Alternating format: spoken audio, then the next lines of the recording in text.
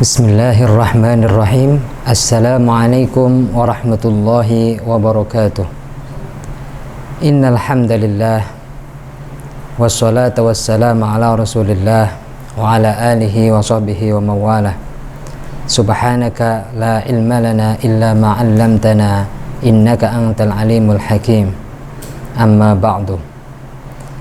Para pemirsa yang dirahmati Allah Subhanahu wa taala, alhamdulillah kita memuji Allah Subhanahu wa taala seraya bersyukur atas segala nikmat-nikmat yang telah diberikan oleh Allah kepada kita semua.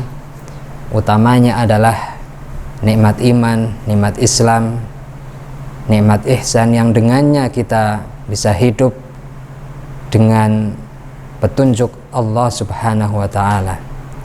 Salawat serta salam kita sanjungkan kepada baginda Nabi Muhammad sallallahu alaihi wasallam, uswatun hasanah kita yang kita harapkan syafaat beliau di hari kiamat nanti. Amin ya rabbal alamin. Pemirsa yang dirahmati Allah Subhanahu wa taala, bulan Ramadan terasa begitu cepat. Hari ini kita sudah memasuki hari kelima pada bulan Ramadan ini. Artinya bahwa waktu ini memang berjalan sangat cepat, berjalan sangat singkat. Manakala kita tidak bisa memanfaatkan waktu ini dengan baik, kita tidak bisa memanfaatkan momen-momen yang diberikan oleh Allah untuk kita memperbanyak ibadah, maka kita nantinya bisa menjadi orang yang merugi. Ikhwani fillah, azani Allah wa iyyakum.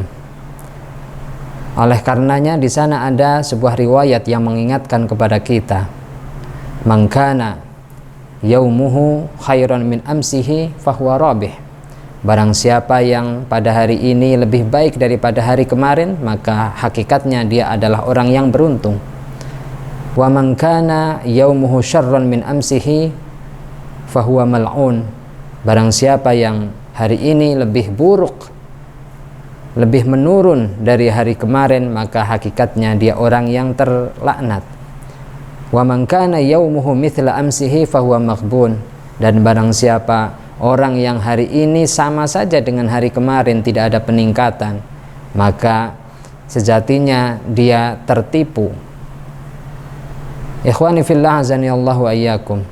Maka betapa agama Islam mendorong kita untuk terus meningkat, untuk terus menuju kepada kebaikan dan kebaikan. Fastabiqul khairat dikatakan oleh Allah Subhanahu wa taala dalam sebuah ayatnya. Kemudian juga dalam ayat lain, wasari'u ila maghfirah. Artinya bahwa kita didorong oleh Allah Subhanahu wa taala untuk bergegas menuju kebaikan, untuk meningkat dan terus meningkat. Ikhwani fillah, azani Allah wa iyyakum. Bulan puasa yang tentu terulang setiap tahun, dan kita pada tahun ini alhamdulillah bisa menjumpainya, tentu harus kita syukuri dengan penuh rasa syukur dan pujian kepada Allah Subhanahu wa taala. Belum tentu Ramadan tahun depan kita masih diberi kesempatan lagi untuk menjumpainya. Sementara Ramadan pasti akan terus berjalan sepanjang belum kiamat. Oleh karenanya kita harus mengatur waktu-waktu Ramadan kita dengan sebaik mungkin, dengan program-program yang baik, di mana di dalam bulan Ramadan ini memang sudah diberikan oleh Allah peluang-peluang pahala yang begitu banyak dan melimpah. Di sana dalam sebuah hadis dari Abu Hurairah dari Nabi Muhammad SAW, beliau bersabda, idza jaa Ramadan futihat abwabul jannah. Ketika datang bulan Ramadan maka dibukalah pintu surga. Wa ghulliqat abwabun nar, dan dikunci pintu-pintu neraka. Wa suffidat asyayatin, dan dibelenggu setan-setan. Artinya ini memberikan isyarat betapa peluang untuk kita meraih pahala sebesar-besarnya itu sangat luar biasa sekali. Maka bagaimana tergantung kepada diri kita sendiri untuk mengatur waktu-waktu kita di bulan Ramadan dengan sebaik mungkin. Jangan sampai kemudian sekian waktu kita di bulan puasa ini, di bulan Ramadan ini kemudian sia-sia saja tanpa nilai pahala. Kita sebagai orang yang punya aktivitas rutin di setiap hari, ada yang sekolah, ada yang bekerja, dan seterusnya, maka kita harus bisa mengatur waktu kita supaya puasa kita tetap prima, puasa kita tetap fit, bekerja kita pun tetap semangat. Maka kita atur, pertama adalah waktu istirahat kita, waktu tidur kita. Jangan sampai dalam sehari misalnya kurang, ya idealnya ya sehari misalnya 6 jam tidur, tetap kita penuhi waktu tidur kita ya. Jam setengah 10 kita tidur, kemudian bangun jam setengah 4, 6 jam kita istirahat. Insya Allah dengan 6 jam istirahat ini badan kita akan proporsional untuk melakukan kegiatan-kegiatan berikutnya.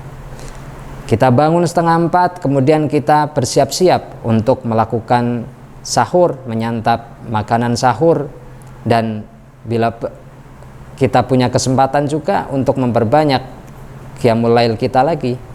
Masih dari setengah 4 sampai setengah 5 waktu subuh kita masih ada waktu 1 jam untuk mengatur kita untuk sahur dan juga untuk memperbanyak ibadah yang lainnya. Di dalam ibadah sahur ya, sahur meskipun di situ kita makan, kita minum, tetapi di situ ibadah. Betapa di sana dikatakan wa fis sahuri barokah, bahwasanya di dalam sahur kita itu di sana ada keberkahan. Nabi SAW mengajarkan ya kepada kita untuk mengakhirkan waktu sahur kita menjelang waktu subuh. Diceritakan oleh Zaid bin Sabit bahwasanya beliau pernah sahur bersama Rasulullah SAW. Kemudian setelah selesai sahur, Nabi Muhammad SAW beranjak mendirikan sholatnya. Kemudian Zaid bin Sabit tanya kepada Rasulullah, ya Rasulullah, ma baina al-adhan was sahur, kam ma baina al-adhan was sahur, berapa lama waktu kira-kira jeda antara selesai sahur kita kemudian menjelang adzan subuh? Maka Nabi menjawab, qadra khamsina ayah, kira-kira 50 ayat kamu membaca Al-Quran. Kalau kita konversi ke dalam menit, kira-kira sekitar 10 sampai 15 menit. Itulah bijaksananya ulama dulu ketika di situ mengistilahkan, ada istilah imsak, meskipun ini di sana diperdebatkan. Akan tetapi di sini memberikan warning kepada kita supaya kita itu meskipun disunahkan untuk mengakhirkan sahur, tetapi jangan terlalu mepet dengan waktu subuh. Supaya apa? Supaya ketika kita menjelang subuh kita sudah siap dengan badan yang rapi, dengan mulut yang bersih untuk kemudian berangkat ke masjid untuk menunaikan sholat subuh. Beda ketika adzan subuh kita masih memegang piring dan seterusnya. Ikhwani fillah azanillahu wa iyyakum. Kemudian masuk waktu subuh, kita sholat subuh berjamaah. Alhamdulillah di tradisi di lingkungan kita di sana ada kultum subuh dan seterusnya. Kita manfaatkan itu karena itu adalah peluang-peluang kebaikan yang sangat luar biasa. Kemudian setelah kita ikuti kultum, kemudian kita baca Al-Quran, kita tadarus Al-Quran. Kita harus punya target. Kira-kira di dalam 1 bulan puasa ini kita ingin menghatamkan Al-Quran berapa kali? Misalnya kita ingin menghatamkan Al-Quran 1 kali, maka 1 kali hatam berarti 1 hari itu 1 juz. Karena bulan puasa sekarang ini itu sesuai dengan perhitungan hisab Muhammadiyah adalah 30 hari. Maka 1 hari 1 juz. 1 hari 1 juz artinya kalau kita bagi di setiap waktu sholat kita, maka setiap waktu sholat kita, setiap sholat wajib itu membaca Al-Quran paling tidak 4 halaman. Karena 1 juz itu kurang lebih 20 halaman. 4 halaman setelah waktu sholat itu tidak lama. Paling tidak 10 menit atau paling lama 15 menit barangkali. Ya, kita baca, kita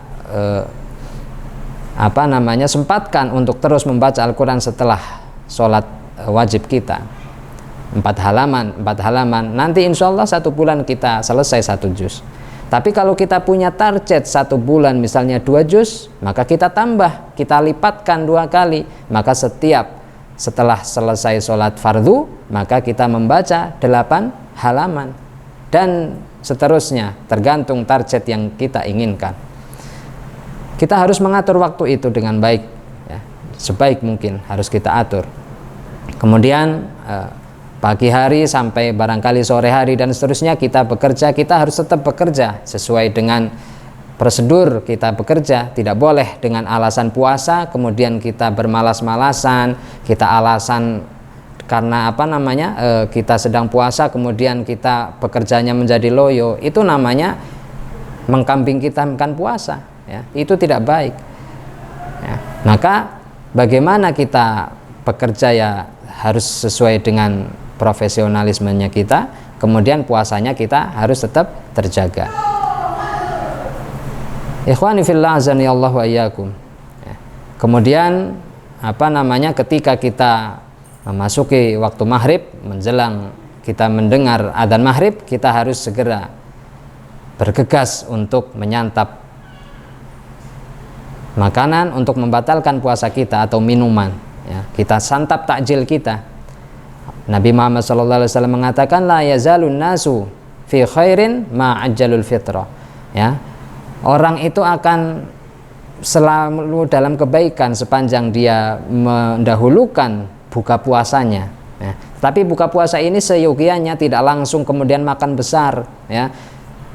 Mendengar adzan maghrib kemudian langsung makan besar itu kurang direkomendasikan. Baiknya makan takjil dulu yang ringan-ringan, pakai 3 biji kurma, kemudian air putih atau misalnya air teh manis dan seterusnya, ya, atau susu misalnya, ya. Kemudian setelah itu sholat maghrib dulu, ya, sholat maghrib. Kemudian sholat maghrib sempatkan baca Al-Quran dulu, ya, sekitar 10 menit tadi 4 halaman. Kemudian setelah itu baru masih ada waktu untuk makan malam, ya. Kemudian juga masih ada waktu bersama keluarga untuk melepas rindu bersama keluarga, ya, bersama anak-anak, masih ada waktu untuk keluarga di situ. Kemudian sembari bersiap-siap untuk melaksanakan sholat tarawih, ya. Maka harus kita atur sebaik mungkin waktu kita supaya tidak ada yang sia-sia.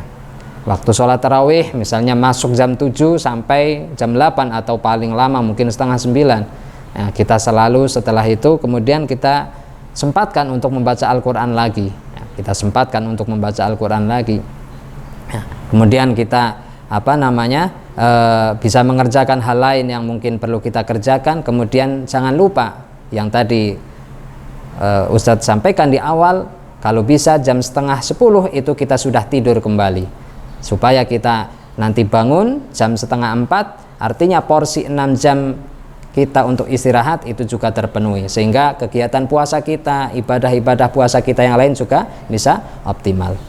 Barangkali ini yang dapat Ustaz sampaikan. Semoga yang sedikit ini bisa kita amalkan dan bisa menjadi pengingat kita semua. Semoga kita bisa memanfaatkan waktu-waktu di bulan puasa ini, di bulan Ramadan ini, sekecil pun tidak ada yang kita sia-siakan. Kita optimalkan dengan ibadah-ibadah yang memang oleh Allah Subhanahu wa taala diberikan kepada kita seluas-luasnya peluang itu. Billahi taufiq wal hidayah, nasrun minallah wa fatun qarib. Assalamualaikum warahmatullahi wabarakatuh.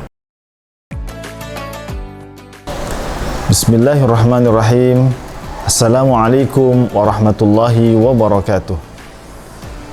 Kami keluarga besar Pondok Pesantren Modern Zamzam Muhammadiyah Cilongok mengucapkan selamat berbuka puasa Ramadan 1443 Hijriah, dan semoga Allah Subhanahu wa taala menerima amal ibadah kita semuanya. Assalamualaikum warahmatullahi wabarakatuh.